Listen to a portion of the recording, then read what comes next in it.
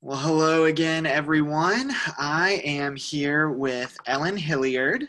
Many of you may know Ellen. She helped out with one of our Sunday school classes on mental health last fall, and it was wonderful, very eye-opening for me.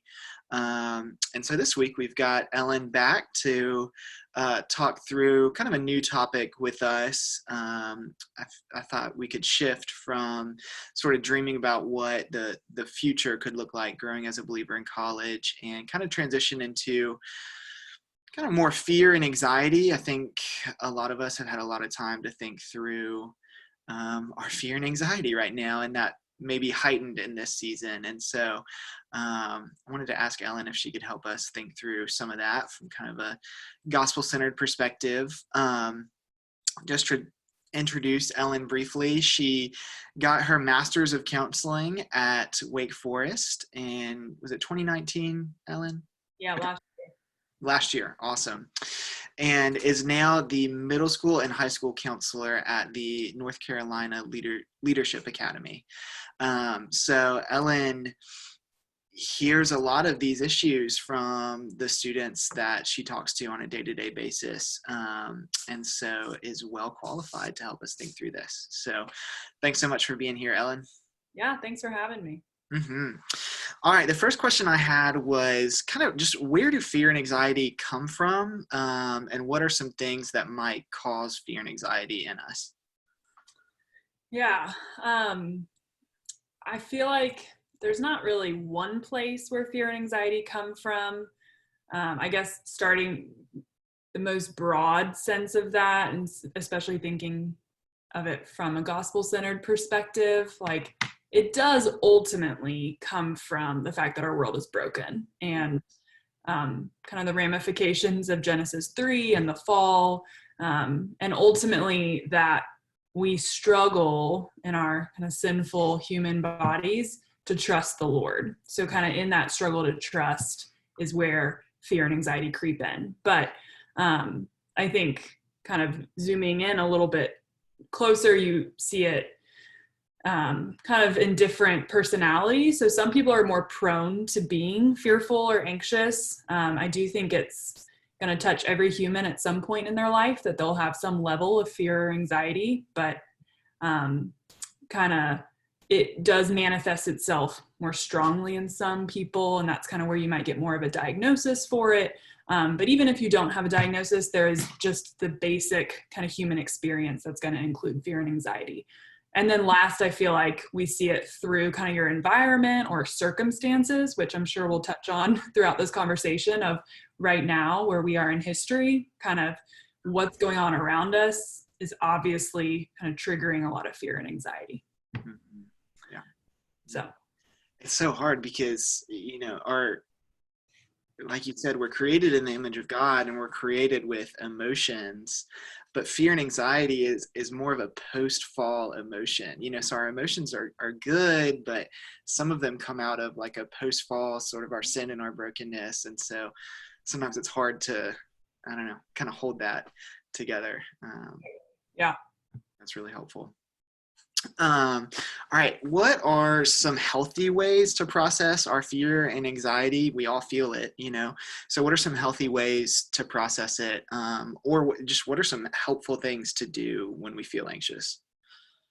Yeah, I will say to begin with, it looks different for everyone. So I feel like I kind of sat in the seat of being like a youth group kid when I was a teenager, and I think I was told, more so just with my walk with Christ, I was told like journaling was the thing to do.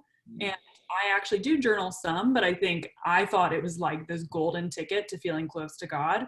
And so I will say everyone's wired differently. And yeah, I have kind of like a go-to list that I'll go over with students or kids. But I will say if you don't resonate with some of these, or if you're like, yeah, that's not my jam, or like, I don't really want to journal every day, or I don't really want to listen to music that music doesn't really help me kind of de-escalate, then that's totally okay. So everything I'm about to share is not, you're not excluded from this ability to kind of handle your fear and anxiety if you don't resonate with it. But yeah, I feel like in order to look at healthy we call them coping skills, so coping mechanisms, and we all have them. Like you can see them even in little kids, how they respond to being fearful or if they feel anxious, like running away or hiding or different things. You can see it then. And we kind of see it as unhealthy and healthy. So kind of some unhealthy ones would be avoidance, like that kind of running away mentality, of just wanting to avoid the problem or avoid your feelings. And that can kind of go hand in hand with denial. For some people, it's like overindulging, so overeating or, just binging Netflix, drugs and alcohol, like things to numb or kind of overindulge in can kind of help what we feel like is help our fear and anxiety, but really it's just pushing it to the side for a momentary or temporary fix. And then the last one I feel like that I see a lot is blaming yourself. I see that a ton. I feel like especially in teenagers, not just in teenagers, but I think we don't know what to do with these feelings. And so we're quick to say, I guess it's me. I guess I'm, what's wrong with me? I'm the problem, or blaming someone else and feeling anger towards someone. So those are kind of, I feel like people that are listening, like as you're thinking through, maybe what are my natural coping skills? Like maybe you resonated with some of those, or maybe the things that I'm about to list for healthy, you already are doing, but exercise in any capacity. So whether that's just moving your body, walking or playing outside, actually exercising, like lifting weights or running or playing a sport, those are like research proven to help, fire good things in our body and our brain to kind of ease our anxiety, and it's a good outlet. I mentioned writing in a journal. I was thinking as a teenager, I thought I had to do that. You don't have to, but for a lot of people, it's helpful to write out your feelings, to kind of vent through there, to draw. It can help kind of reframe the way you're thinking about a problem, to write it and to kind of realize that fear, that anxiety doesn't have power over you if you're able to kind of get it to the page and then kind of see it and process it that way. And then things like music, spending time in nature, reading books, engaging in hobbies, breathing exercises. You can find tons of them on YouTube or just Google. There's like a lot of free apps out there that kind of take you through some kind of guided breathing. So that list can go really long of just kind of healthy ways to kind of process or de-escalate how we're feeling. But also remembering that any healthy coping mechanism can actually become unhealthy using it to avoid. So, I think listening to music for me is really helpful with fear and anxiety. I also know that there have been seasons of my life where I'm then just going to listen to music and not engage any of my feelings versus, okay, when's a good time to kind of maybe even while the music's playing to be writing, turn the music off and talk to someone. Somehow, some way, how are you still getting your emotions out or feeling what you're feeling, but in a safe place or in a safe space, if that makes sense. Yeah, absolutely. I remember, the first time that I kind of realized, or that someone told me, like, it's okay to feel fear and anxiety, like you're going to feel those things. And that doesn't mean that something is wrong with you. I was like, oh, okay. It's just so comforting to hear that. But then also realizing that a lot of the ways that I was trying to deal with it was actually just pushing it aside, and not dealing it. And then it was just sort of building up and came out in other really unhealthy ways. And so actually trying to find healthy ways to process our fear and anxiety. I certainly haven't learned how to do that perfectly, but I've felt ways that have been helpful, and yeah, it's just a breath of fresh air. So for sure, thanks for sharing those. All right. I think a lot of times we feel alone in our fear and anxiety. It's just, I have to deal with this. This is my thing, which is such a false narrative, but it can be hard to talk about it. So what are some helpful ways to talk about our fear and anxiety with, a parent, a family member, a friend, school counselor, youth leader? um, what are some helpful ways to talk about it? Yeah, I definitely feel like that is a lie and a narrative of, you're alone. I think I still struggle with that, but especially in high school and middle school, I felt that. You're surrounded by people, by teachers, coaches, family, but I think that kind of lie is still whispered of like, well, even if they're there, they don't care, or yeah, you're alone. So I think, especially if you're more of a feeler, I'm a little bit more of a feeler. I have to fight to kind of bring logic in. So kind of the head and the heart, you can think of which one is kind of dominating. For some people, it's the head, and you have to kind of access more of those emotions and those feelings and kind of try to find that balance. And for others of us, like me, that is like, I give that the reins all the time, my heart. And so I have to kind of talk myself back into kind of, feeling like I'm grounded in reality. So I think sometimes it would be helpful to even take out a piece of paper and kind of write like, who is your support structure around you? Like, who in your life are there? It doesn't mean you're going to go to them with the fear and anxiety, but who is there? You're on the Zoom call. Davis would be one of those people because he is your youth leader. So he is paid to be in your support structure. Whether or not you utilize it, he is there.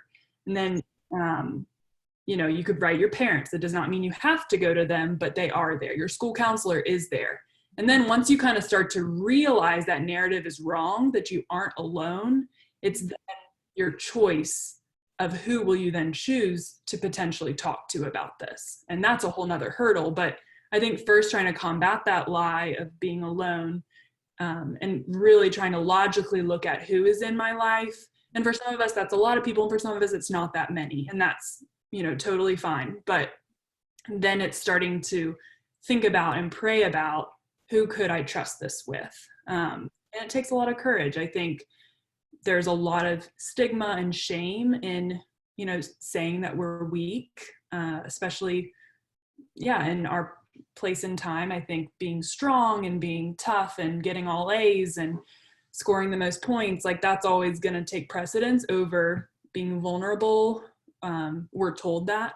So I think trying to realize there's courage and strength in being vulnerable, and kind of looking at how Jesus lived his life and what he saw as strength, or the kind of disciples he chose. He didn't choose the MVPs of all the teams. Like he chose really normal people with real emotions, people that doubted, people that struggled with anger, like all these things. And you're like, oh, that's me. So yeah, I think taking comfort in who are the people in your life, and then maybe the next question is, who can you trust this with? I love that. Just thank you for the gospel connection, like how Jesus is strong in our weakness, and so often we're told that vulnerability and weakness is not okay, and we, just have to do better or be better. But that's not what Jesus says to us or of us, that we are weak, and he is strong in the midst of our weakness. And so just being able to admit that to someone else is just a really beautiful thing, and to ask for support or encouragement. And thank you. That's so helpful. All right, kind of last question, specifically about this season and quarantine. This is a season where a lot of us may be feeling a lot of fear and anxiety, whether it's, our grades, because grades are really uncertain right now, a parent's job, the virus itself, loneliness, whatever it may be. So what would you say, or how might you encourage students who are just feeling a lot of fear and anxiety in this season right now? Yeah, I mean, if we hear the word unprecedented one more time, but it's true, it's so unprecedented kind of what we're experiencing. I guess when you think of more the definition of fear and anxiety is more of apprehension, or kind of feeling something or emotion about kind of an unknown threat. It's more of kind of unknown and abstract. And then fear is more of feeling emotion or trepidation about a definite and known threat. And so what's crazy with coronavirus is we have all of that all at once, right? There's unknowns about the future. We don't know what our fall sports season is going to look like. We don't know if we're going to go on vacation this summer. We don't know when this is all going to stop. And we don't know when we won't need to wear masks anymore. So that's all unknown, and that's anxiety. But then there's definite fear. You turn on the TV and we can see numbers of people that are sick or people that have died. And so there's a lot of, it's all happening at once. Like there's just an overload. And so acknowledging that, and I think naming that, and then giving yourself permission to feel, I think for me will always be a lifelong kind of journey to give myself permission to do that, because for so long I didn't. And going back to kind of the last question of like, taking shame out of it and embracing like that we're made in the image of God, and God has emotion and he's given us emotion, and kind of laying those at his feet. And I love the picture of like laying things at the foot of the cross. And so I think that's one that I journal about or pray through a lot. And yeah, I feel like just checking in. I had a Zoom call with my therapist 2 weeks ago and was realizing as I was talking, wow, I have a ton of anxiety right now. I was not even aware of, because I think we're both just we're all just trying to get day to day through this. And we can't every day access maybe the kind of really sharp feelings we have, because it would be hard to function or be productive. But I feel like making space and giving yourself permission about any fear or anxiety. And there's no, the last thing I would say is there's no kind of hierarchy of suffering, in that I think a lot of us feel guilt when all of our experiences in quarantine are different. So some of us have parents that have lost their jobs. Some of us don't. Some of us are worried about food. Some of us aren't. And I think if your suffering doesn't kind of look as external to some people, you can feel guilt about, well, I shouldn't even be upset, because like those people down the street, they might not be able to put food on their table. And so then you start saying, well, then I don't have permission to feel this way.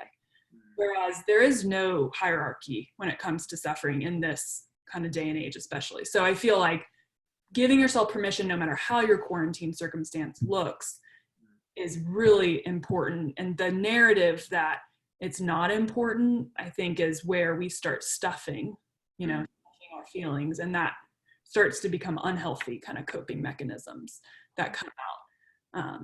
So there's kind of a lot to put out there, but permission to feel, and just checking in with yourself, I think, is super important. Thank you. Yeah, I love the idea of like, there's no hierarchy of suffering. There have been so many times through all the disappointments in this season that Hannah and I, a trip that we were really looking forward to gets canceled, and we're like, we're super bummed about that. But then there's this immediate guilt of like, oh, but it's okay. Like we're not sick, or, whatever it may be. But actually being able to say, no, we're really sad about that, and kind of sit in that for a minute, free of that guilt. I think it's so freeing. So thank you for sharing that. Yeah. Well, Ellen, thank you so much. I don't know if this is helping my fear and anxiety in this season. And